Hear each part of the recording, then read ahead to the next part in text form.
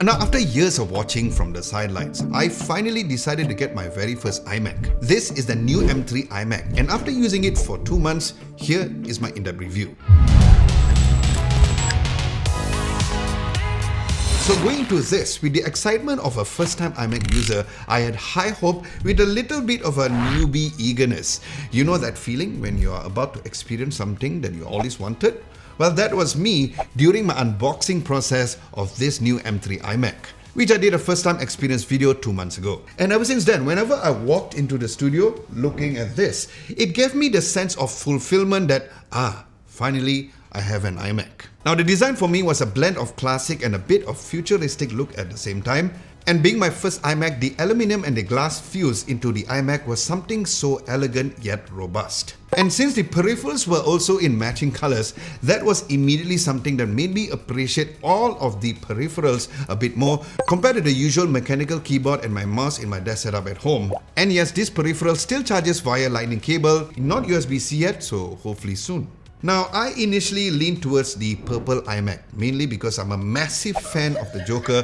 Now, my home setup has a purple theme too. And speaking of my home setup, check out that video if you guys haven't done so. However, the moment I saw this blue variant in the Apple Store, I knew that it was the one for me. And speaking of which, what is your favorite color iMac? Let me know in the comment section below. Now, coming from using the Apple Studio Display at home, even though the flexibility of the adjustment were not like the Apple Studio Display, as this only has tilt adjustment, but I'm happy to say that the hinges were very solid, and in terms of height, I surprisingly find myself not resorting to getting a desk shelf to elevate the monitor's height even a longer period of use. And since the whole machine is within the display itself, I also found myself moving from desk to desk together with my iMac, which got me tempted to bring this down to a cafe too. Do you think I should? Then lastly, the magnetic power cord attachment to the iMac really stood out to me. It's a small detail but really speaks volume about the careful consideration that Apple puts into the aesthetics and the design of its products, which is just another tiny little feature but a really appreciated feature that made me really like the iMac. Then the 2 Thunderbolt ports were great for transferring files when connecting it to my external drives, where the ports are nicely at the back. However, the idea of putting the headphones jack at the side was a little questionable for me, because if you're connecting it to a desk speaker like what I've done, it really protrudes out like here. Can you see it? So yeah, it is kind of hidden that even my teammate Apit initially thought that the monitor lacked a headphone spot. Then there's some mixed reaction about the fact that the iMac could be a little slippery as the rubber base underneath is not thick enough. But for me, it hasn't been such issue because I just set it up and adjust it if I need to, and that's it. I don't keep touching it. So the 24-inch 4.5K Retina display was another revelation. As someone who's stepping into the iMac for the first time, I was mesmerized by how vibrant that everything looked on the screen, even after getting used to the 5K display on the Apple Studio Display. Now, initially I was skeptical about the whole white bezel since we are all so used to seeing black ones around our monitors, but rather than disliking them, I grew to appreciate them more, as they did remind me of my very first white MacBook from 2006. So whether or not I was editing photos, watching videos, or simply enjoying the crispiness of the text, the display quality consistently amazed me. And even with all the aperture lighting here in the studio, there's a total of 1, 2, 3. The screen's visibility was never compromised thanks to its 500 nits of brightness. Then color accuracy was really nice on the iMac too, hence I was using this for photo editing all my IG reels either for me or for my client as well. So yes, the display alone has made me even more grateful for my decision to join the iMac family. Despite it being an IPS panel, I really love it.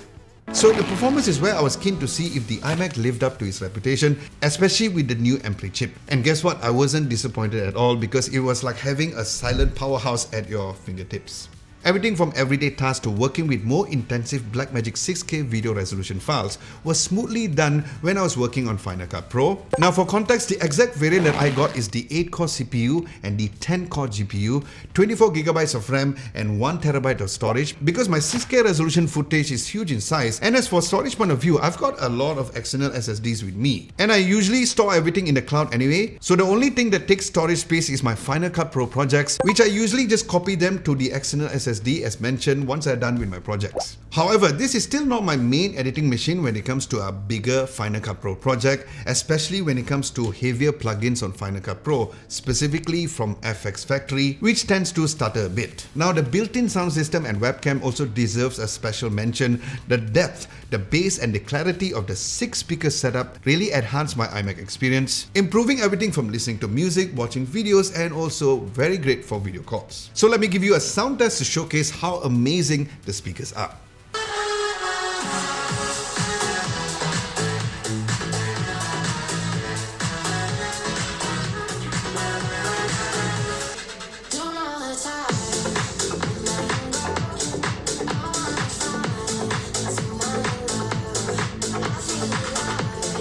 Actually pretty great. We have a newcomer this year. His presence is shaking the foundation of the sport. It's just the major leagues. The other drivers, your pit crew are going to hate you. Much easier with a joystick, isn't it? I can't see anything. And here's a webcam video quality and a microphone test. Okay, so this is a video test and also a microphone test. Test 1, 2, test 1, 2. As you can see, the dynamic range is great because it's pretty exposed at the back with the amount of lights available in the studio. But of course, this is also another microphone test for you to hear at the same time see the amazing quality that comes inside the M3 iMac. Now, another place that really surprised me, believe it or not, was the gaming performance and the experience on this iMac. And speaking of which, I did a dedicated gaming review of the 14-inch M3 MacBook Pro, so do check that video out if you haven't. And compared to the MacBook Pro, gaming on the iMac offered a way better experience thanks to its larger screen and a bigger chassis, which helped avoid any thermal throttling. Plus, the speakers really elevated the gaming experience as well. Next, let me share my thoughts on which iMac variant that you should consider to get the best value for your money. My recommendation is to start with the base model but consider 2 key upgrades. First, boost the RAM to at least 16GB or 24GB of RAM if you can.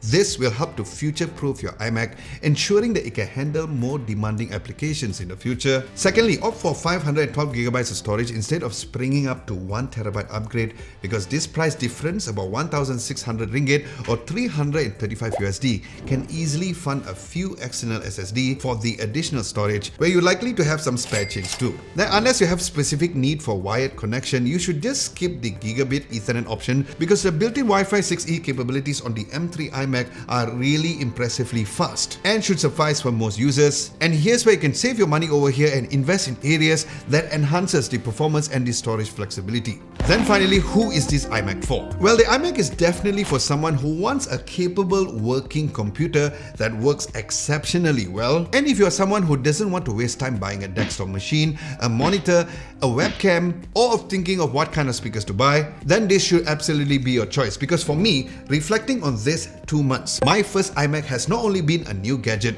it has been a journey of discovery, creativity, and I dare to say, a bit of self-realization. What self-realization? That I wish that I got the iMac sooner. Now, if you want a more portable option, check out my review of the 14-inch M3 MacBook Pro over here.